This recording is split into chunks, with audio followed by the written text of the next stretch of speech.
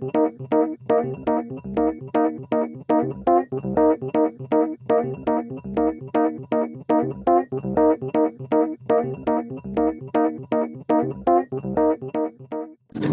up? God, I hope you can hear me. I can hear you. Can you hear me? Yeah, I can hear you. Spectacular. Okay. Well, if this chat will be anything like the last time, Anchor's going to kill it within 5 minutes. We have to be quick. I agree with you there. How? I want to ask how you're doing, but I feel like that's going to waste our time. So Braxton, over the air episode 2 coming out right now. We're going to do one every day this week because Anchor launched its whole weekly contest thing over Thanksgiving, where the channel with the most listeners by the end of the week wins a grand, and the hosts get to run the rundown, which sounds spectacular to me. For sure. Now, I don't think either one of us has a solid plan for what we're going to do this week to actually help gain those listeners, except share. But, Share is always the key right there. I think we're pretty good. Like, I think if you get a few guests on over the week as it goes, we'll be fine. We can get Yevon, we can get Marlon, maybe Amrith, product hunt intern. Who knows? Let's see who all we can get to join us this week. Let's make it a goal to win. I want to get first place. I don't want to settle for second or third. I want to win that first place gold. I want to kick some booty. Right. Okay. Let's make it a goal to win. Oh man, I am tired. It is a tiresome day today, dude. I am on the same page there. I went to bed at like midnight 30 and woke up at like 6:30, so wasn't feeling it. I feel that, man. I went to bed at like 6:30 in the morning. That's not like rare for me. Like that's like a normal thing for me to do. But I woke up at 11 and I'm like, "Hey Siri, set an alarm for like 12." And I immediately closed my eyes and like in a blink, it was 12. And so I was like, "Do it to 1." I hate that. Immediately woke up at 1. I'm like, let me feel rested. I don't want to time travel. I just want to sleep. See, now if time traveling worked that way, I don't know if I'd like it either, because you close your eyes and you're there, but then again, it's time travel. So if teleportation worked that way, I don't know if I'd like it. Like, what do you mean? Like, you would want teleportation to feel like you were a traveler? Yeah, but you'd miss an hour, or you'd miss a certain amount of time, because if you're teleporting or you're time traveling, you move in an hour, let's say, you close your eyes, it's 12, and then you get there at 1. Okay, well, maybe this is all backwards about how I'm thinking. I mean, like, by that logic, every second we exist is a second of time travel, because then you're experiencing it, but you're traveling through time. I mean, space-time at least, but, like, I know time travel is possible, at least to the future, especially since the closer you reach the speed of light, faster time perceived on Earth goes comparable to you as an object. That's why satellites go maybe 7 seconds faster than the rest of us, and why GPS is like 7 seconds ahead in like problems like in the formulas to equal the time we have now. So yeah. Like, see, this is something I did not know. Okay, yeah, no, time travel is theoretically possible to the future. You just would have to get to the speed of light, and you could go back. So you want to go see 2048? It'd be like, I went to the year the game was made after. Which isn't true at all. That was a joke. But then you couldn't come back, and you'd just be stuck up there like depressing 50-year-old Justin Bieber, who probably be covered completely in tattoos and become the first human tattoo. Okay, I see. I guess I understand a bit better now. This has been your over-the-air science hour with your hosts, Braxton and Tristan, talking about teaching you about time travel in the most ratchet way possible. So Braxton, tell me about some of your projects you've been working on recently. Anything exciting going on? No, not really. I just fine-tuned my portfolio for some internships over the summer, hopefully, and I am working on a bot for Slack, so nothing too new. Ooh, a Slack bot. Is this what is this bot about? So Porter is a Facebook Messenger bot that you can type in an airport code to, or you can type in an airport code and it will give you the Wi-Fi information and passwords at that airport. And how did you collect all the data required for this? Like, how did you find out like all that information? I can't imagine every airport is as tech savvy enough to put that information on the website or through an API or something. Yeah, it's definitely not. There's actually a community of people that came together and put it all together on a website, and so I just collected that information and threw it all into a bot, make it easier for users. Really? Did you share your bot with that community that helped you out? I did, in fact. Do they like it? And haven't heard anything back. That's just because you don't know how awesome the bot is. I'll defend you. That was all cool. Right. I'm sure your bot's cool.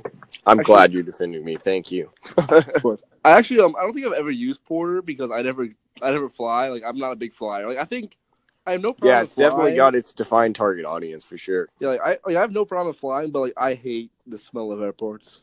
Like, there's a smell in airports? Yeah, the filtered air. Like, it's not even on the airplane. Like, I can stand it on the airplane. That makes sense. But in the airport, like airports themselves, I do not like their smell. Yep. Nope. Definitely have not smelled it. When's the last time you were in an airport? Let's see.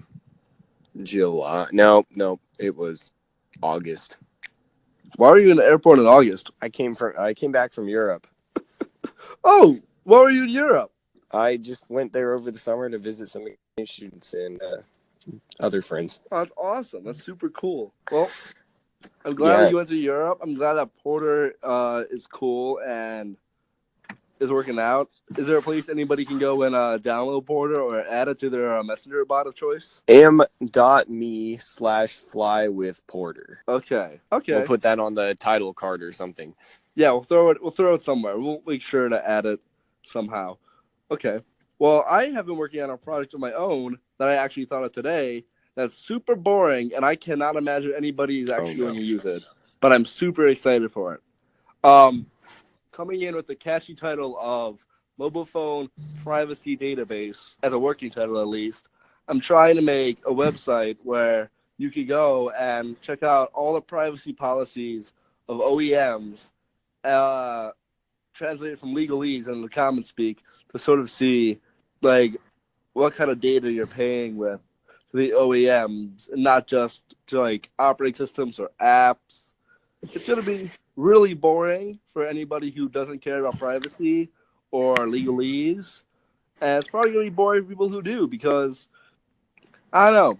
It just personally, I think I would use it. I really do. Really? Yeah. I'm glad. See, I've just been on this super binge recently because I learned that how much data Android OEM devices collect about you. Like, they collect where you are at all times. They collect some of them collect what you do on their phones at all times. Like, Essential's privacy is disgustingly terrifying. Like, Essential privacy is not existent. No, like for Essential phones, you're basically like holding a spy device that's watching you at all times, and they're very sounds like Windows 10. Burn on the window machine. For our audience, Braxton and I are Big Mac people. I'm sort of a flirtatious Android guy because I love how Android is, but I hate people who make Android. And not just who like Android like makes me sad, so I have an iOS device, but I love Mac. I can only see myself owning a Mac or like a Linux machine and maybe a Windows computer just to like play games on. Yep. I've been just disgusted by how much data. Oh, go ahead. Yeah. I definitely only will stick to Mac. I have a Windows machine, and I'm not a big fan of it. Literally every time I've used Windows, it just ends up screwing me over or breaking or not being able to do what I wanted to do. And I'm like, why do you exist? Why are you hard? Why can't I have them? And like, it just like at best it looks nice sometimes, but most of the time it just sucks. Like, and plus, to have a good Windows machine, you have to either buy a premium computer so that you don't have all the bloatware installed, build your own computer, which doesn't always work for everybody, right, or buy a Microsoft computer, which, I mean, those are expensive and overpriced. I tend to default to the Windows computer if I have to when I am using it for certain projects that my computer cannot handle. Mm-hmm. Is it a beefy computer then?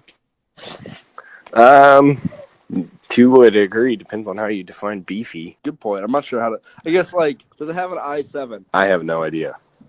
It does what it needs to do. Does what it needs. Okay. Well, it does what it needs to do. We'll assume it's like we'll assume it's Wendy's choice beef patty beefy. How about Oh that? We're not yeah. gonna be Okay. going with Yeah, it's like definitely a quality beef patty. quality beef Unless you patty. hate Wendy's, see, because that's just a terrible analogy in that case. I mean, I worked at Wendy's for a year and a half, so I know Wendy's, and even I can't hate them. Like, they're a good company. They make good burgers. The people there are nice. The People who people come there, in to buy who come in to buy food aren't nice, but they're not part of Wendy's. They're just part of the general populace. their salads and chili and burgers are really good. Yeah, yeah, they're good. Dude, you know who's good burgers? Like fast food wise, Red Robin. They Red have Robin, are you joking? Have you been to In-N-Out before? no, I don't. They're not in my area. I've Yeah, never they're been to not in my In-N-Out. area either. Where are they at? Are they only on the West Coast? California, Texas, and another place, I'm sure. Are you telling me we have to call Marlin to see how good In-N-Outs are? Yeah, if I move to the Bay, I will ship you some burgers. Wow, I am. I'm fucking jealous. Like I want that. You should have it. It's really good. It's really good. Okay, so ranking the burgers. I like how we went from I don't know, like tired to apps and projects. They're burgers. Okay, my theory is that like it's not the cheaper the burger, it's the faster the burger, the worse it is. Because you could buy some pretty cheap Big Macs, and I think Big Macs are at least 10 times better than anything McDonald's hopes to produce on a Tuesday. Like the worst burger you can buy is anything from McDonald's. I think McDonald's is about the same as my shoes having been in like a men's bathroom in quality of burgers. And I will not stray from that opinion. I hate them. They're disgusting. I don't know why people eat McDonald's or crave McDonald's. I don't like their burgers. I think the last time I had one when I was like 10, and I said, nope, not feeling this anymore. Like they're just exactly like there's nothing good about them. I think the only good thing about McDonald's is the ice cream. The ice cream is decent at least. Like if Did you ever have Dippin' Dots? Dippin' Dots? Oh my god, dude! At Cedar Point all of the time. Those so are good. great. They used to have them at a McDonald's halfway between Kansas City and where I live, and now they are gone. So I'm pretty upset about that. They were at McDonald's? I didn't know that. Yeah. Are they still around? Like, are they anywhere besides amusement parks? Yeah, they're at sports games and stuff like that. Like, concerts? I don't know, but sports games, yeah. Huh. Like, I don't know why I can't go to.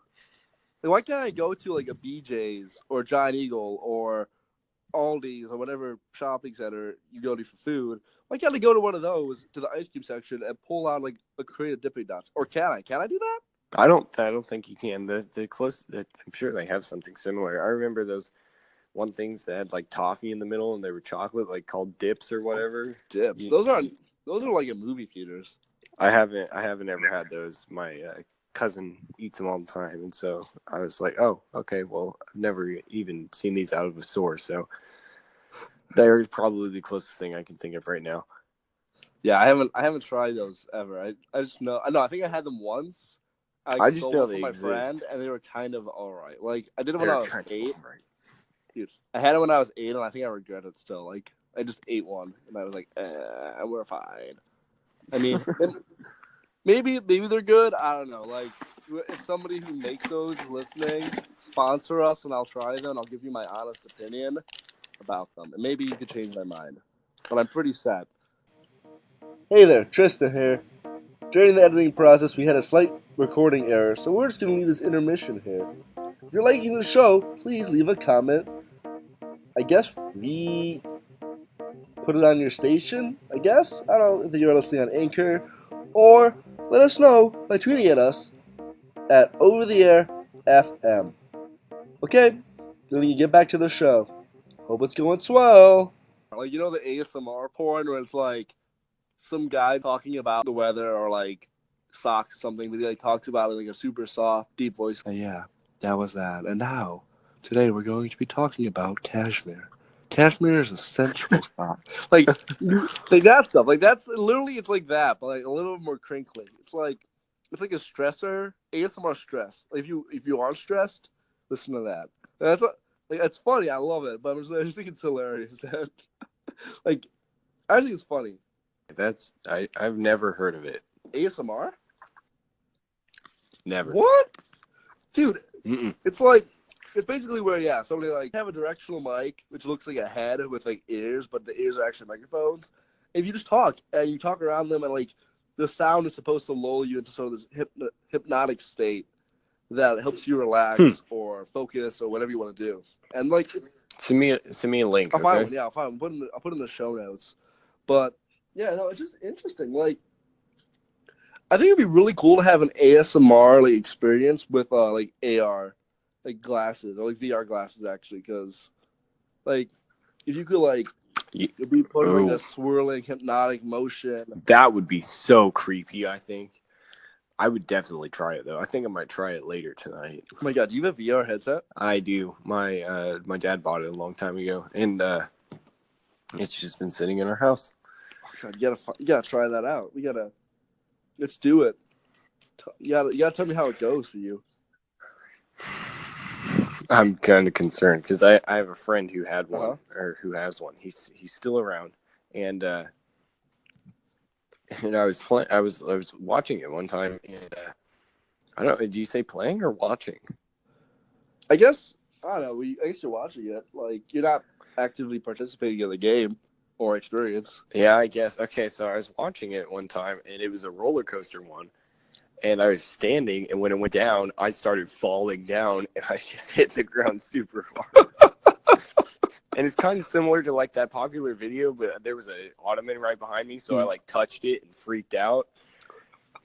Oh my god! No, wait, I had one of those too. My friend Laura, she got an S7 last year, and then part of the promotional deal, she got an Oculus VR headset, and so she brought that down to like my dorm, and we were all playing around. Like put it on, and we did this one where it was a dinosaur and it's like sleeping on its stomach, and it stands up and like swings its tail right over your head, and you feel like you're gonna duck or you're gonna like get your head cut off. Like it's literally like intimidating. It's like you're riding a roller coaster and you see the bars above your head when you go under a piece of track, and you're like, I can put my hands up, but I don't want to lose my hands, so I'm just gonna keep them down. Yeah, I'm always concerned as if there's one in downtown Kansas City, kind of outside of the city, and you can put your hands up on one of the roller coasters, and the bars are super close. And I'm always like, I could, but I'm not sure if I want my arms or not. Yeah, like I think it's like the one advantage of being short on a roller coaster, because then you put your hands up and like, oh well, they designed it for a 5'11" person, so my hands are fine. But I'm 6'2", high 6'2", and so same here. Like so when we put our hands up, I'm like, I don't know. I'm gambling with fate. I could get them ripped off. I could airbud like slam dunk it on the bar to be cool for a second before my hand gets ripped off. They could just get like scarred.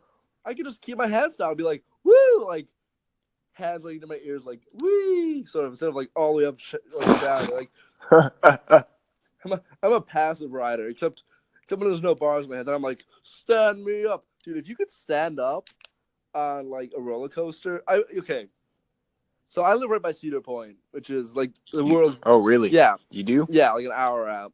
Like Cleveland. I live in Cleveland. I have some friends that live an hour away from there. Oh my god, come visit them and I'll visit you. But okay. Anyways, so it's like this massive roller coaster park. Like it's obviously like one of the most famous ones in the world, and because of that, like when I went there as a kid, they used to have like the traditional, like you sit down on a sort of bucket seat and they put a bar over your lap and your arms are free and you do whatever you want.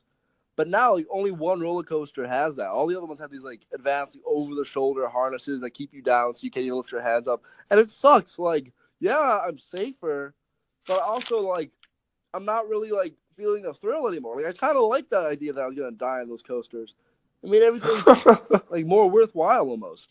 So here I am just like, I might die. I probably won't die. Like if a bird or like somebody like hits a golf ball at me, I'll probably be like injured. But before I'm like, I could almost stand up. I almost fell out of a seat once when I was a little kid. It was great.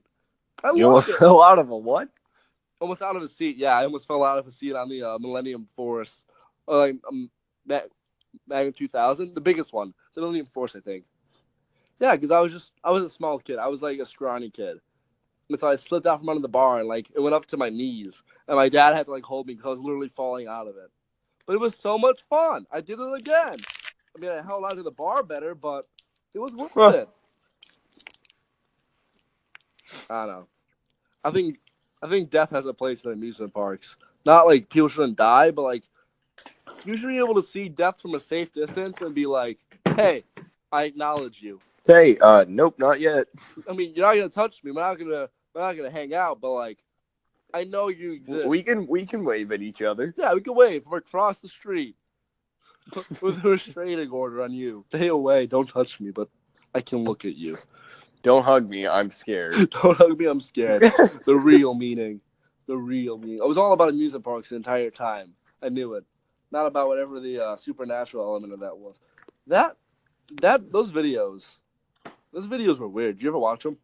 Yeah, my sister just watched one of them last week for the first time, and she freaked out. She was so confused. They're just so strange. Like I love them because I love like creators making really strange stuff. I love weird videos, but like that was just like, what's going on here? What's the dealio with this? Yeah, I feel the same way. I do, however, have one part of it memorized as an inside joke between some of my friends. So, you have a part memorized? Yeah, like one of the, I don't even remember which one it is, but you know, it's just there. It's like a 30-second thing. Like, you're like a sleeper agent. And like when you hear your specific part of the show, like it just comes to your mind, and you're like, "What? I don't even know a quote to throw at it." But like, you know what I mean? Yeah, my sister's like that. Just listen to the sleeper agent. Except she does it all the time. So. Oh my god, that's amazing! I love it. Turn my AC up because my room is literally burning me alive right now. What's your temperature at? Probably can't hear me. 74 is my guess. We'll see what he says. It was at like 65. It's fine. I'm man, fine. I guessed 74. So yeah, it wasn't right. I'm glad we figured it out. I'm glad you were trying to guess what my temperature was.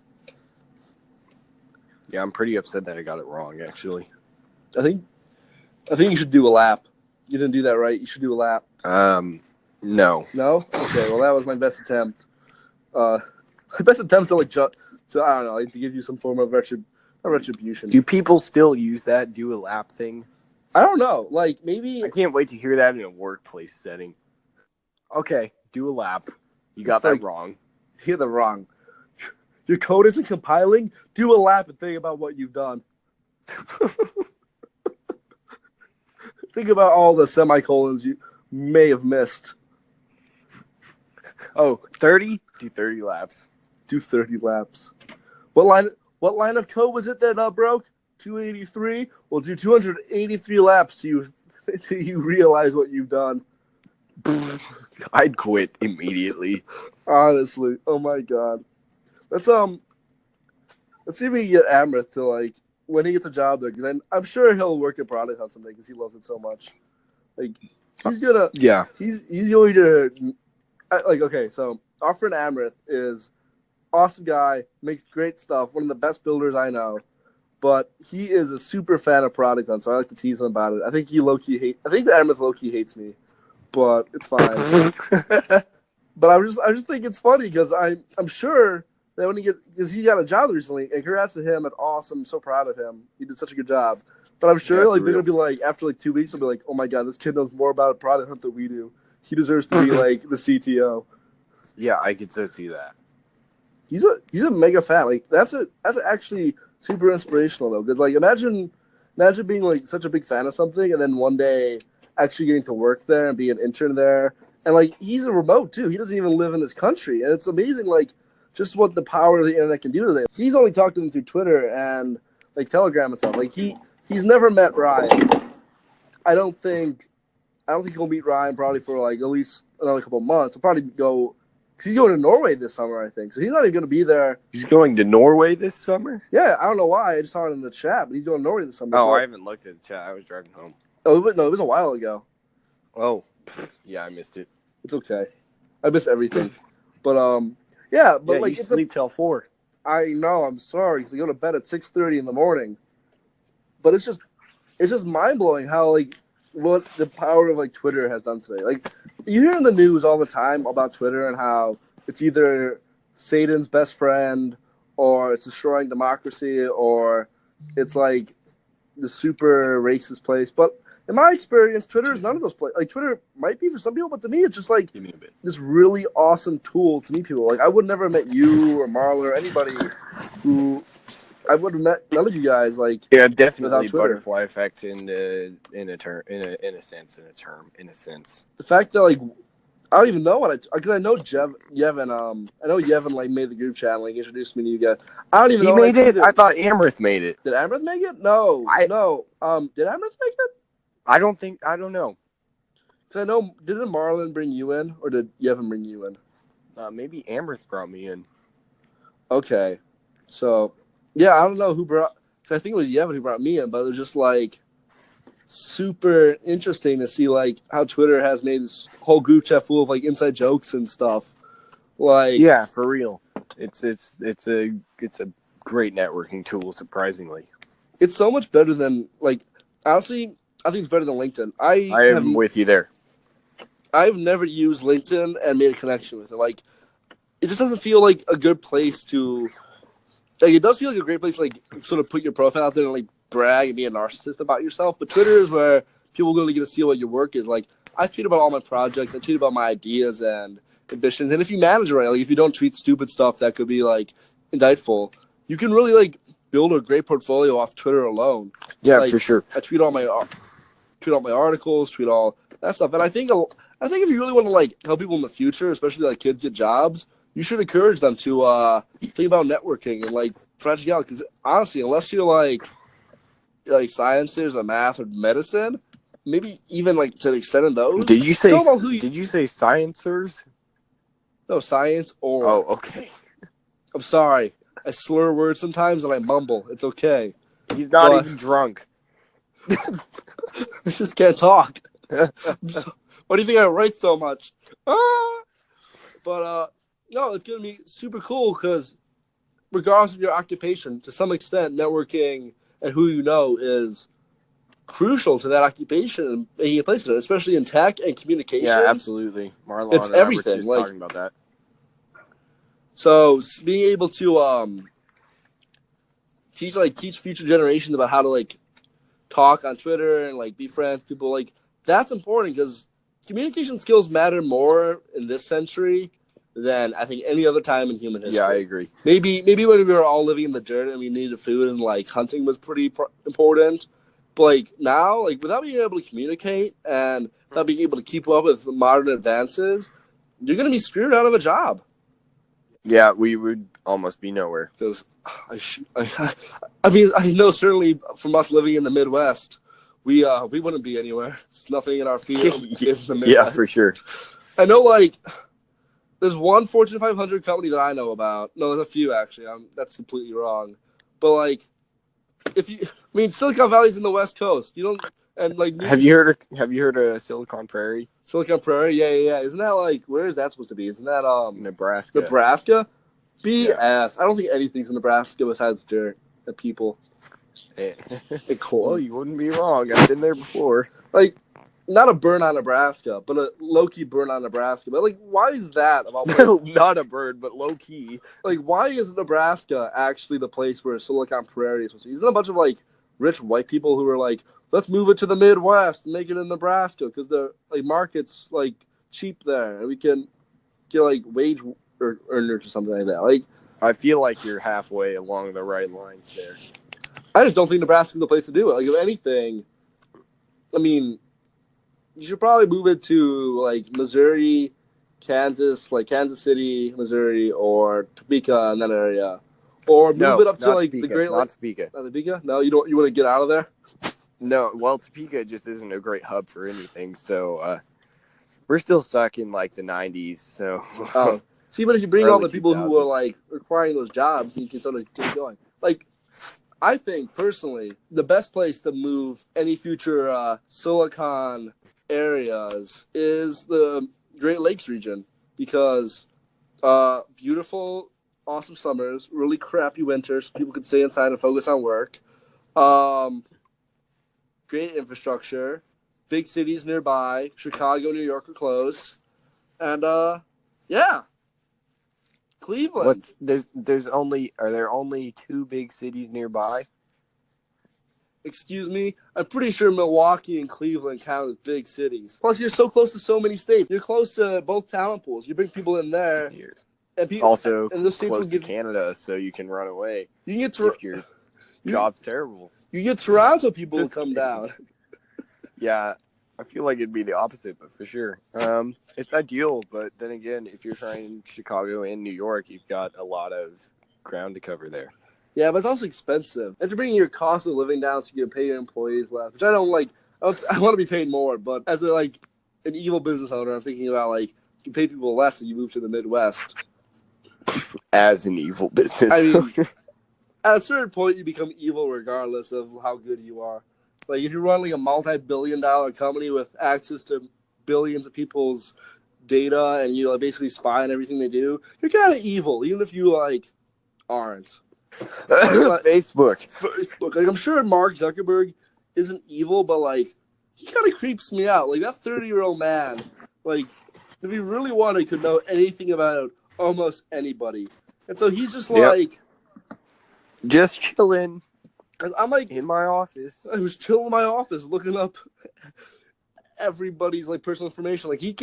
He's I feel like Mark Zuckerberg's the kind of guy who move into a suburb and then just immediately become the gossip queen of Look the at area. all of his neighbors. He's be like, hey, did you see her messages on Facebook? Oh right, you can't do that, can you? Ha. He in a cul-de-sac. He's the guy who's in his front window with his binoculars, being like, "So Melissa got the tulips instead of the bleeding hearts. That's not what she said on Facebook yesterday. I'm gonna add it to my notebook." And he snorts and pushes the glasses up because I don't know. That's the stereotypical nerdy thing, which is funny because I don't think the stereotype of nerds is accurate at all.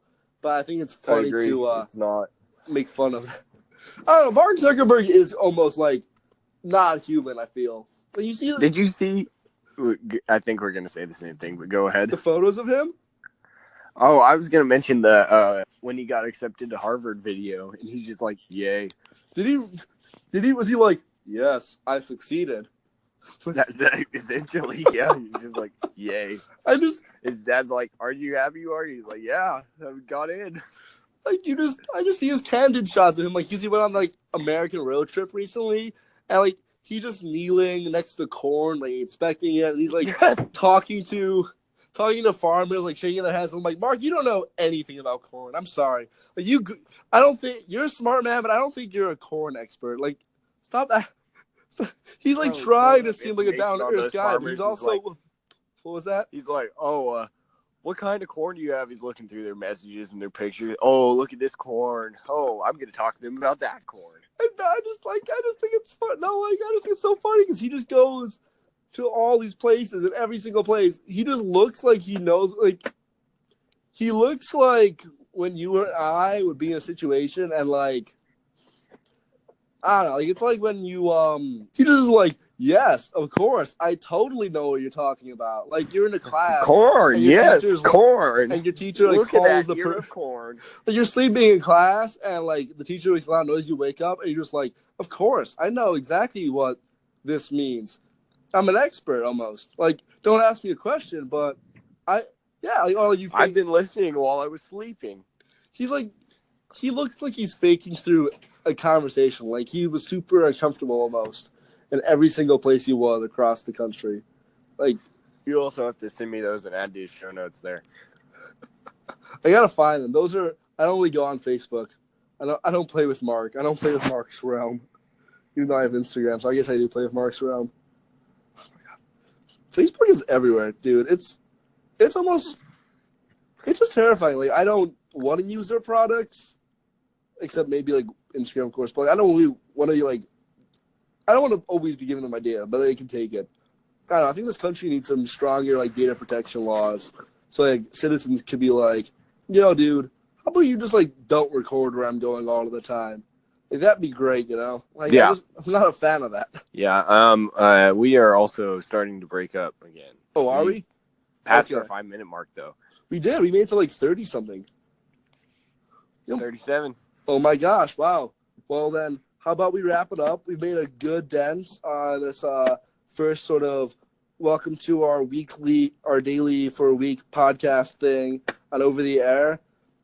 If you listen to all of this, we'll try to cut it down. We'll do what we can with Anchor's in-app audio thing. And by we, I mean I, since I'm using the host account, and I'm not looking forward to going through this entire thing. But here I am. We'll add stuff. Straight thugging. Tristan, MVP. Thanks, bro. Absolutely. My name is Tristan Isham. You can find me on Twitter at Tristan Isham. Tristan, Isham, is ham. Yes, is ham. That's become a joke in our group chat, and I'm just like, everybody's on it. And some people, and I can't believe Gavin didn't get it. He didn't understand why they were calling me ham. Yeah, I know. I was like, he's like, why are we calling him ham again? I'm like, it's his last name. I'm like, oh, Gavin, I love you, dude. And then I am Braxton Huff on Twitter at 3RAXTON almost anywhere, actually. Except Venmo. I am Tristan Isham on Venmo. Please send me money. I will greatly appreciate it. And send you a poem back.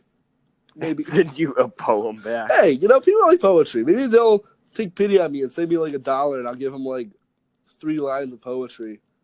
Never said it'll be my poetry. Maybe it'll be my own poetry. You send me $10. I'll send you a penny. I'll send you a penny. You put a poem in the show notes, okay? Okay, you know what? Fine. A penny for a poem in the show notes. And then also, you send me $10, I'll send you an original poem. This is not for you. This is for anybody who's listening, and I will not give $10. I guarantee it. But I'm excited anyway. Follow Over the Air on Twitter at Over the Air FM, and find us on Anchor at anchor.fm/OTA.